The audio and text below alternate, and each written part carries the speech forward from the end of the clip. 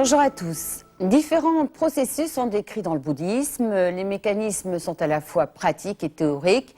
Leur connaissance permet de nous libérer de l'ego et de la souffrance qu'il engendre.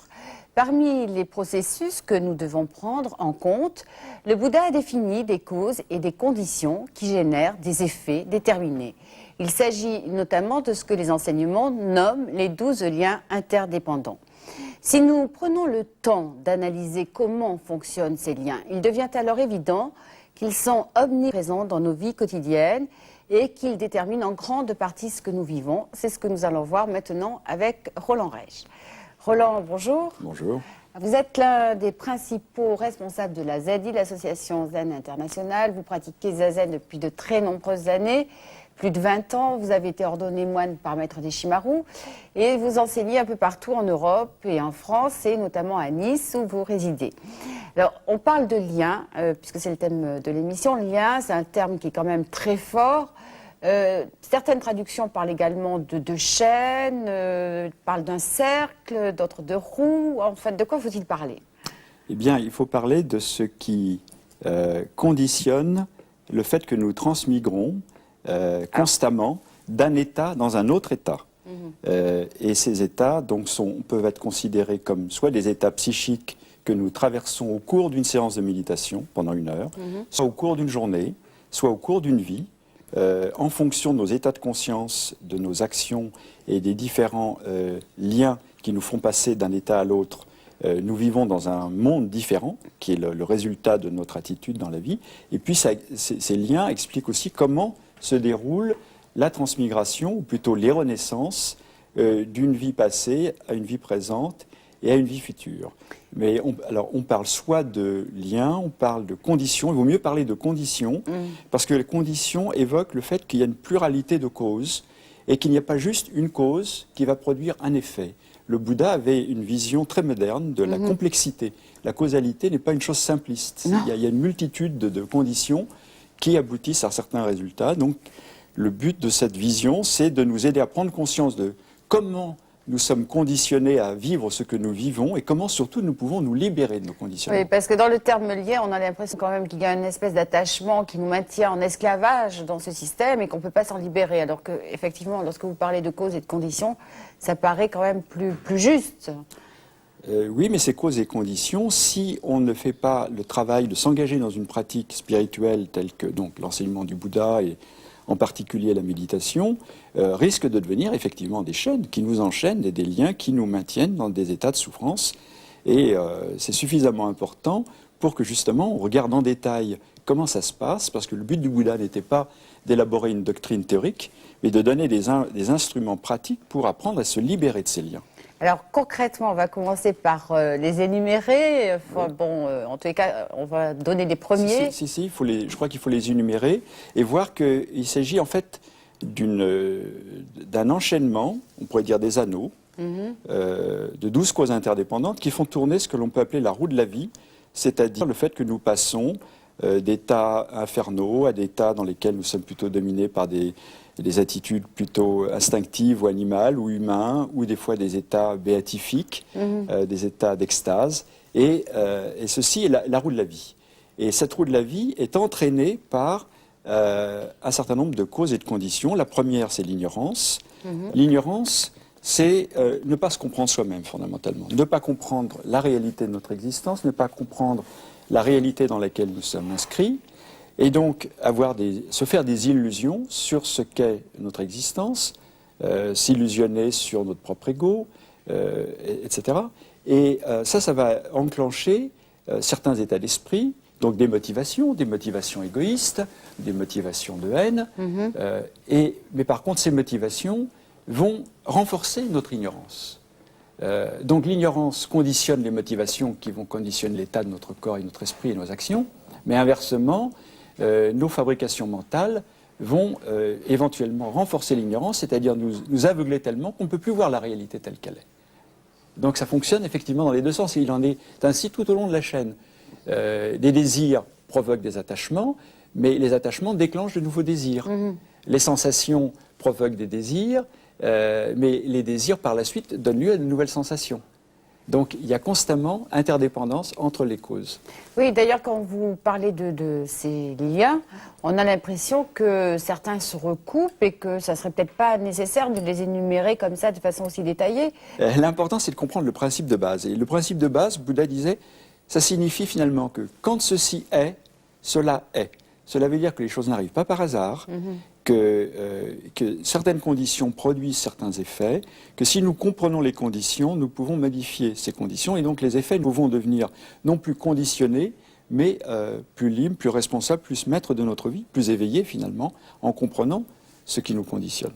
Oui, ce qui veut dire qu'en fait, que les causes et les conditions sont reliées aussi à des causes et à des conditions plus générales. Par exemple, celle d'un pays, celle d'une société, Tout ceci fonctionne en fait en étroite dépendance. Voilà, c'est précisément, là on peut dire que c'est ouvrir très largement le champ des conditions. Ça veut dire que les conditions qui gouvernent notre vie ne sont pas seulement des conditions individuelles, c'est le fait aussi, probablement à la suite d'un karma passé, d'être né dans certaines conditions, certaines familles, un certain pays, va avoir bien sûr une influence sur nos possibilités d'action, mais on ne peut pas parler néanmoins, on ne parle pas généralement d'un karma collectif. Simplement, c'est probablement notre karma d'être né dans certaines conditions. Par contre, ce qui est important en tant que pratiquant de la voie, c'est de prendre conscience des interdépendances qu'on tisse avec notre environnement et essayer d'agir sur ces interdépendances de façon à avoir une action bénéfique. Alors 2 mots peut-être sur le devenir et puis après on passera à la conclusion.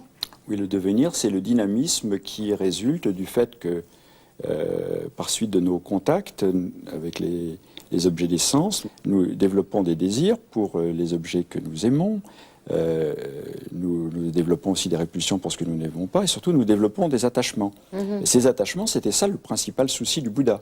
C'était vraiment comment résoudre l'attachement qui est cause à la fois de souffrance immédiate et cause du fait que notre devenir est conditionné par des attachements, au lieu que notre devenir puisse être conditionné par un désir d'éveil, un désir de partager l'éveil avec d'autres.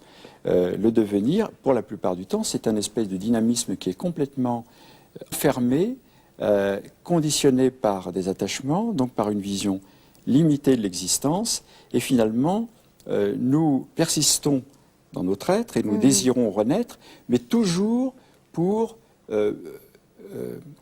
retrouver des objets de désir, des objets d'attachement, sans jamais avoir une vision plus large et sans avoir une vision globale de l'ensemble de ces conditionnements, et sans se poser la question de savoir s'il ne serait pas possible de se libérer de ces mécanismes, et puis finalement de faire tourner cette roue du devenir autrement, c'est-à-dire à partir d'une conscience éveillée, une conscience qui prend conscience précisément du fait que notre ego est vacuité, que tous nos objets de désir n'ont pas non plus de substance propre, et en tous les cas ne sont pas satisfaisants, ne peuvent passer son temps, autrement dit, à courir dans un devenir après les objets de désir, n'est pas satisfaisant et ne peut pas combler profondément un être humain.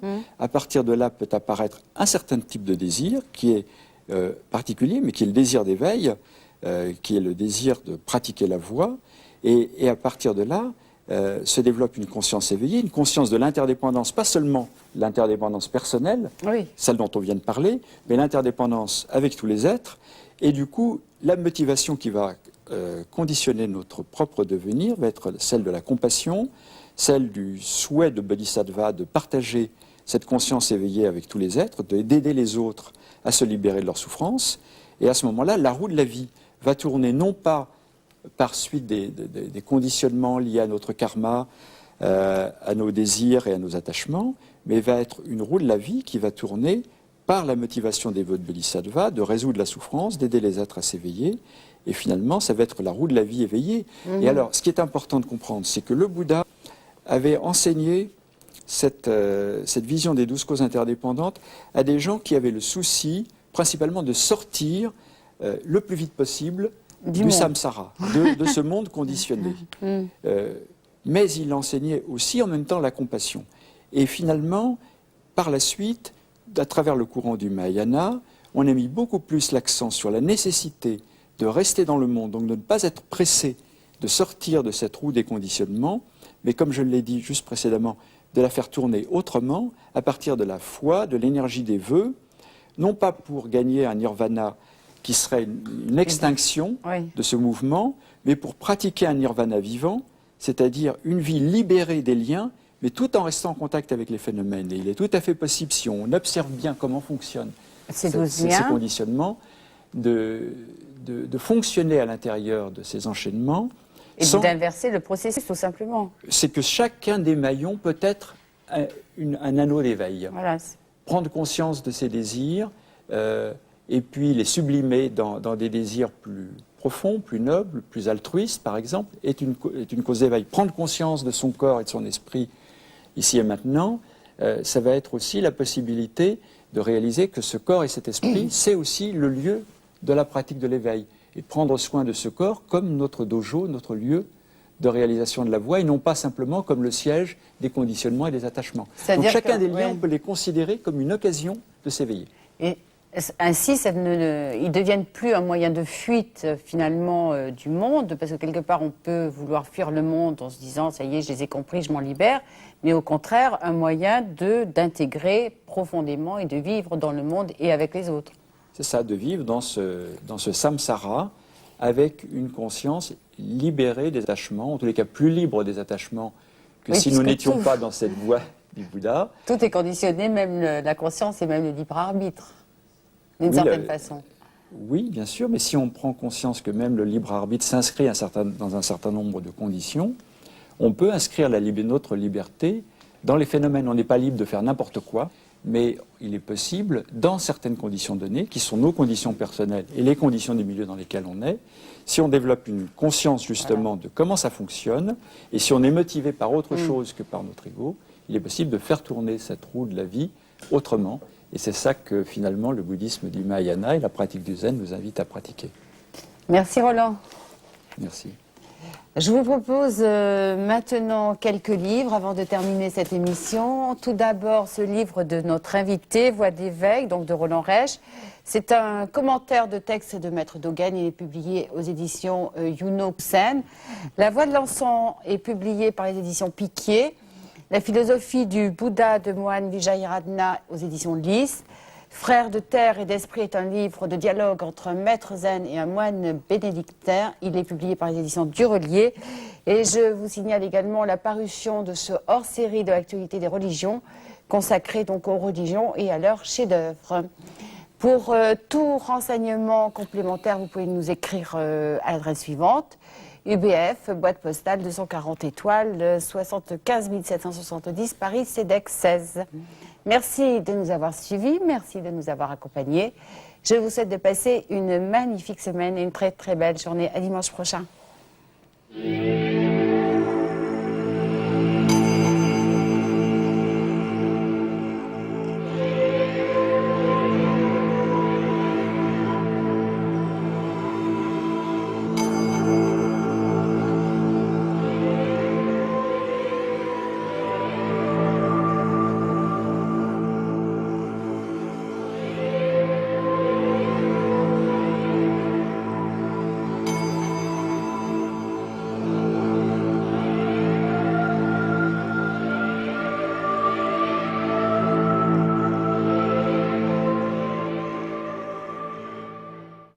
À présent, Islam.